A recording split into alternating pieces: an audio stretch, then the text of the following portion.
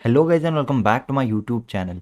आज हम लोग बात करेंगे डायरेक्शनल ट्रेडिंग सही होता है या नॉन डायरेक्शनल होता है, दोनों का डिफरेंस समझेंगे और आप लोग कौन सी ट्रेडिंग कर सकते हो, किस में आपको क्या एफर्ट्स डालने हैं, कौन सी ट्रेडिंग किसके बेसिस पे चलती है, क्या क्या एफर्ट्स नीडेड होते हैं, किस में ज़्यादा प्रॉफिट होता है, किस में कम होता है, सब कुछ हम लोग देखेंगे डायरेक्शनल वर्सेस नॉन डायरेक्शनल इस वीडियो में। ठीक है, तो इस वीडियो को एंड तक देखना। चलिए स्टार्ट करते हैं।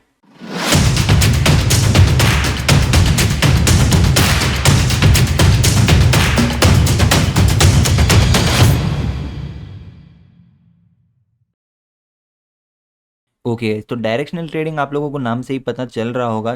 जितने भी बिगिनर्स हैं जो मार्केट में आते हैं वो सबसे पहले डायरेक्शनल ट्रेडिंग ही सीखते हैं। उनको पता भी नहीं होता कि नॉन डायरेक्शनल ट्रेडिंग भी होती है। तो सबके ड्रॉबैक्स भी हम लोग देखने वाले हैं। सबसे पहले देख लेते हैं कि डायरेक्शनल ट्रेडिंग हम लोग किस तरह से करते हैं। ठीक है, तो डायरेक्शनल ट्रेडिंग का सिंपल सा मतलब ये होता है कि हम लोग डायरेक्शन पर बेट करते हैं। इसका मतलब मार्केट का डायरेक्शन, अगर मुझे यहाँ पे लग रहा है कि मार्केट यहाँ से ऊपर जाने वाला है तो मैं बेट करूंगा कि मार्केट ऊपर जाएगा। तो मैं हो सकता है यहाँ का पुट शॉर्ट कर दूंगा, या फिर यहाँ पे कॉल बाय कर लूँगा, या फिर फ्यूचर्स बाय कर लूँगा।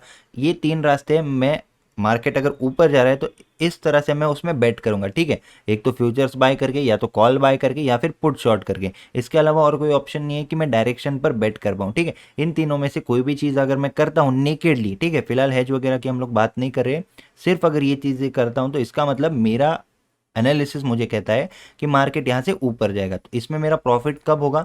सिंपल सी बात है, यहाँ पे अगर मेरी एंट्री है, यहाँ पे मैं स्टॉप लॉस लगाऊंगा और इतना मेरा प्रॉफिट रहेगा। तो रिस्क रिवॉर्ड भी यहाँ पे अच्छा दिख रहा है। तो ये हो गई डायरेक्शनल ट्रेडिंग। ठीक है, एक तो अगर मैं गलत होता हूँ तो छोटा सा स्टॉप लॉस हिट हो जाएगा, अगर मैं राइट होता हूँ तो बड़ा प्रॉफिट मुझे मिल जाएगा। तो ये हो गया हमारा डायरेक्शनल ट्रेडिंग। तो सभी लोग इस तरह से करते हैं। जो बिगिनर्स आते हैं वो लोग तो मेनली डायरेक्शनल ट्रेडिंग ही कर पाते हैं। हम लोग एंड में ये भी देखने वाले हैं कौन सी सही होती है और आपको कब शिफ्ट होना है नॉन डायरेक्शनल पे और कब आपको नहीं होना है डायरेक्शनल पे। ठीक है, तो ये सारी चीज़ें हम देखते हैं। फिलहाल अभी हम लोग बात करते हैं नॉन डायरेक्शनल किस तरह से होती है। अब बहुत लोगों के लिए ये कॉन्सेप्ट न्यू होगा, नॉन डायरेक्शनल ट्रेडिंग क्या होती है।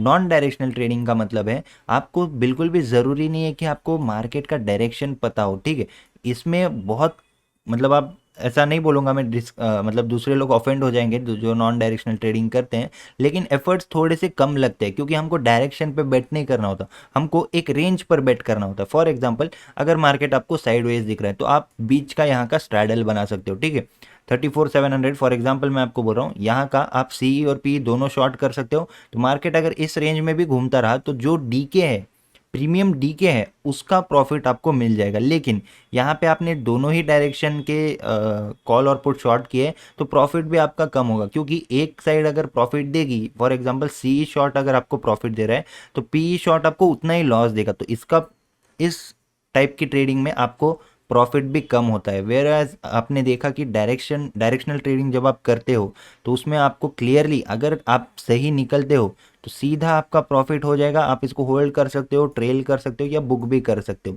तो इस तरह से डायरेक्शनल में प्रॉफिट तो है, लेकिन जब आप रॉन्ग होते हो तो आपका एक एसएल भी हिट हो सकता है। तो उतना आपको रेडी रहना पड़ेगा। तो जितने भी लोग डायरेक्शनल ट्रेडिंग करते हैं उनको रिस्क रिवॉर्ड बहुत इंपॉर्टेंट होता है। ठीक है, लेकिन नॉन डायरेक्शनल में कैसा होता है, ये तो हो गया एक चीज़। ठीक है, यहाँ पे मैंने स्ट्रैडल का एग्जांपल दिया। अगर इसके आसपास भी मार्केट घूमता रहा दिन भर तो जितना भी डी के होगा 10, 15, 20 पॉइंट, फ्राइडे या मंडे के दिन ज़्यादा नहीं होगा, लेकिन यही उनका प्रॉफिट होता है। तो इस टाइप में वो लोग क्या करते हैं, क्योंकि उनकी पोजीशन हैज होती है तो वो लोग क्वांटिटी भी ज़्यादा लेते हैं। लेकिन हम लोग डायरेक्शनल जब करते हैं हम लोग क्वांटिटी एक्स्ट्रा ऑर्डिनरी ज़्यादा नहीं ले सकते।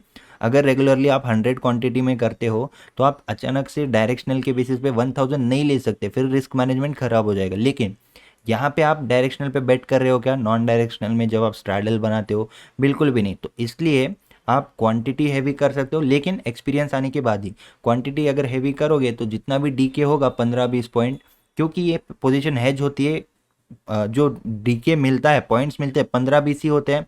बहुत हुआ तो 25, 30 होंगे, क्योंकि आपने जितने भी लाइव ट्रेडिंग वीडियोस देखे हैं वो लोग किस तरह से स्ट्रैडल वगैरह करते हैं, तो उनका आपने अगर कैप्चर देखा होगा, सिंपली उनका प्रॉफिट देखिए और कितनी क्वांटिटी उन्होंने शॉर्ट की थी उसको मल्टीप्लाई कर लीजिए। तो सॉरी, डिवाइड कर लीजिए, प्रॉफिट डिवाइडेड बाय क्वांटिटी, तो आपको पता चल जाएगा कितना पॉइंट उन्होंने कैप्चर किया है। तो ये चीज़ें होती है स्ट्रैडल स्ट्रैंगल में। ठीक है, और वेज देख लेते हैं हम लोग कि नॉन डायरेक्शनल किस तरह से करते हैं। ये तो हो गया एक रेंज कि आज मार्केट साइडवेज है तो हो गया स्ट्रैंगल। अब और एक चीज़ आती है कि ऊपर का कॉल शॉर्ट कर दो, नीचे का पुट शॉर्ट कर दो। तो इस रेंज में अगर मार्केट बना रहा तो फिर भी उनका डीके का फायदा होगा, लेकिन ये लोगों का लॉस कब होता है? सिंपल सी बात है, इनका लॉस अगर ये स्ट्राइक प्राइस का उन्होंने कॉल शॉर्ट किया और ये स्ट्राइक प्राइस का पुट शॉर्ट किया, तो इस लेवल को अगर मार्केट क्रॉस करता है या फिर इस लेवल को करता करता है, तब उनको क्या करना पड़ेगा? एडजस्टमेंट करना पड़ेगा। तो ये सारी चीज़ें आती है नॉन डायरेक्शनल में, ठीक है। इजीली लॉस नहीं होता, लेकिन जब होता है तो बहुत बड़ा भी हो सकता है नॉन डायरेक्शनल ट्रेडिंग में, क्योंकि उनको एडजस्टमेंट के ऊपर उनका डिपेंडेंट होता है, ठीक है। अगर एडजस्टमेंट नहीं है तो अब फिर आपको एग्जिट कर देना पड़ेगा, फिर आपको पता चलेगा कि मार्केट गया तो था, फिर से आपके रेंज में आ गया। तो वो लोग क्या करते हैं, अगर उनका स्ट्रैडल है तो मार्केट अगर इस लेवल को, ओके स्ट्रैंगल है अगर उनका, इस ये ऊपर का कॉल शॉर्ट किया उन्होंने और पुट शॉर्ट किया, और अगर मार्केट इस लेवल को क्रॉस कर रहा है अभी, तो यहाँ पे वो लोग कुछ एडजस्टमेंट करेंगे, ठीक है। हो सकता है ऊपर का कॉल शॉर्ट कर देंगे, इस कॉल को एग्जिट करके ऊपर का शिफ्ट कर देंगे। तो इस तरह से कुछ जो भी एडजस्टमेंट होती है वो एडजस्टमेंट वो लोग यहाँ पे करेंगे। लेकिन डायरेक्शनल में कैसा होगा, अगर एसएल के लेवल पे आता है तो हमको निकलने के अलावा कोई भी ऑप्शन नहीं है। जो लोग लूजिंग ट्रेड को होल्ड कर लेते हैं फिर उनका लॉस बहुत बड़ा हो जाता है, तो इस तरह से फिर रिस्क रिवॉर्ड खराब हो जाएगा, प्रॉफिटेबिलिटी पे असर पड़ेगा। तो डायरेक्शनल के लिए आप एफर्ट्स देख लेते हैं, नॉन डायरेक्शनल के लिए हम लोग अब एफर्ट्स देख लेते हैं, ठीक है। सिंपल सी बात है, नॉन डायरेक्शनल ट्रेडर्स को सिर्फ इतना पता करना है कि मार्केट की रेंज क्या होगी, ठीक है। मेजर रेजिस्टेंस के ऊपर का कॉल शॉर्ट कर सकते हैं, मेजर सपोर्ट के नीचे का पुट शॉर्ट कर सकते हैं, ये हो गया उनका एफर्ट्स। फिर उनका मेन एफर्ट होता है होल्डिंग में, ठीक है। बहुत बार मार्केट यहाँ तक आ जाएगा उनके स्ट्राइक प्राइस के नज़दीक, फिर रिवर्स हो सकता है, फिर हो सकता है थोड़ा बहुत नीचे जाके फिर से ऊपर आ जाए। तो ये जो इमोशनल कंट्रोल्स होते हैं, इमोशन कंट्रोल्स का ज़्यादा नीड होता है, क्योंकि होल्ड करना पड़ता है, ठीक है। 1 2 पॉइंट 3 पॉइंट पे वो लोग एग्जिट नहीं कर सकते। अगर उनको थोड़ा मैक्सिमाइज करना है तो उनको होल्ड करना पड़ेगा, क्योंकि डीके भी ज़्यादा होगा। डायरेक्शनल ट्रेडर्स को थोड़ा सा कम लगेगा ये होल्डिंग पावर, क्योंकि अगर उन्होंने ट्रेड लिया और क्विकली 5-10 मिनट में उनके डायरेक्शन में जाता है तो वो लोग बुक भी कर सकते हैं, रिस्क रिवॉर्ड अगर उनको अचीव होता है तो वो लोग बुक कर सकते हैं। लेकिन नॉन डायरेक्शनल वालों को होल्ड करना पड़ता है, दिन भर होल्ड करना पड़ता है। 9:15 को ही वो लोग अगर स्ट्रैडल या स्ट्रैंगल जो भी है नॉन डायरेक्शनल ट्रेड पोजीशन ले लेते हैं तो उनको होल्ड करना पड़ता है। तो होल्ड करने के लिए बहुत ज़्यादा एक्सपीरियंस चाहिए आपको और बहुत ज़्यादा इमोशन कंट्रोल भी चाहिए, ठीक है। तो प्रोसेस को आपको फॉलो करना पड़ेगा इस वाली ट्रेडिंग में। डायरेक्शनल का आपने देखा, एक तो अगर आप सही हो तो प्रॉफिट मिलेगा, गलत हो तो लॉस मिलेगा, सिंपल सा फंडा है डायरेक्शनल का। अब बात कर लेते हैं कि कब आप शिफ्ट हो सकते हो डायरेक्शनल पे और कब आप शिफ्ट हो सकते हो नॉन डायरेक्शनल पे। तो डायरेक्शनल पे आपने देखा कि यहाँ पे प्री डिफाइंड रिस्क होता है, सही है।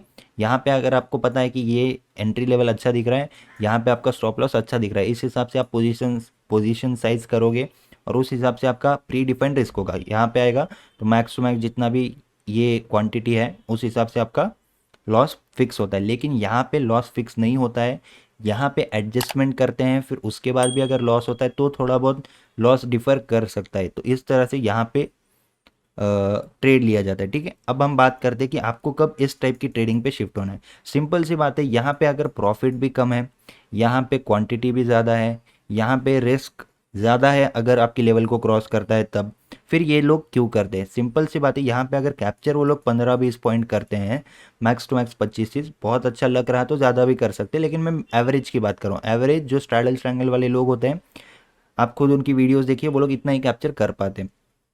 तो ये क्यों करते हैं वो लोग? क्योंकि उनका कैपिटल बहुत ज़्यादा बड़ा होता है, और इतना जब बड़ा कैपिटल हो जाता है तो आप लोग ज़्यादा रिस्क नहीं ले सकते। सिंपल सी बात है, जितना बड़ा कैपिटल उतना आप उसको हेज करके रखोगे या फिर आप नॉन डायरेक्शनल ट्रेडिंग करोगे, क्योंकि प्रॉफिट कैप्चर तो आप कम करोगे लेकिन क्वांटिटी इतनी हैवी होगी कि ये 15-20 पॉइंट भी आपको इजीली 5-10 लाख का प्रॉफिट भी दे सकती है, अगर आपकी अच्छी हैवी क्वांटिटी है, ठीक है।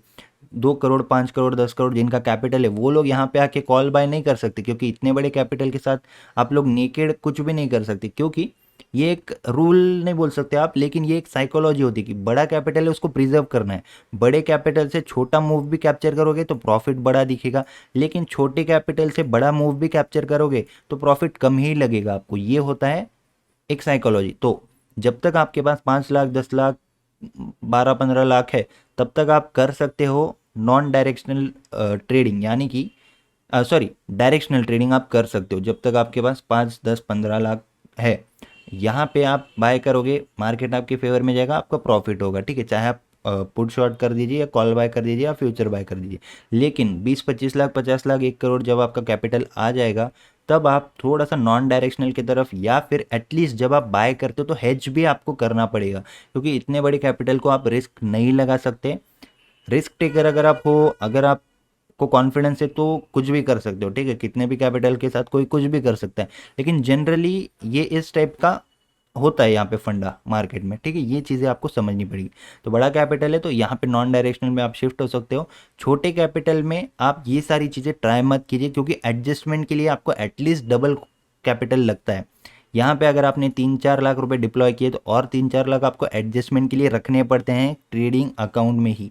तो छोटे कैपिटल के साथ वो सब पॉसिबल नहीं होता है, इसीलिए जब बड़ा कैपिटल आएगा तो आप ठीक से मैनेज कर सकते हो, एडजस्टमेंट कर सकते हो। तो छोटा कैपिटल है, जब तक डायरेक्शन को मास्टर कीजिए, क्योंकि कितना भी आपको नॉन डायरेक्शनल भी करना हो तो थोड़ा बहुत डायरेक्शन का आइडिया सभी को लेना पड़ता है। तो मार्केट में अगर आप आ रहे हो तो डायरेक्शन को मास्टर कीजिए, साइकोलॉजी समझिए, यहाँ से मार्केट क्यों बाउंस हो सकता है, यहाँ से मार्केट नीचे क्यों आ सकता है, क्या लॉजिक है, ये सारी चीज़ें अगर आप बेसिक देखोगे तो आपको ईजी हो जाएगा किसी भी टाइप की ट्रेडिंग करने में। तो सबसे इम्पोर्टेंट मार्केट में होता है कि आपको मार्केट का डायरेक्शन थोड़ा सा क्लियर होना चाहिए।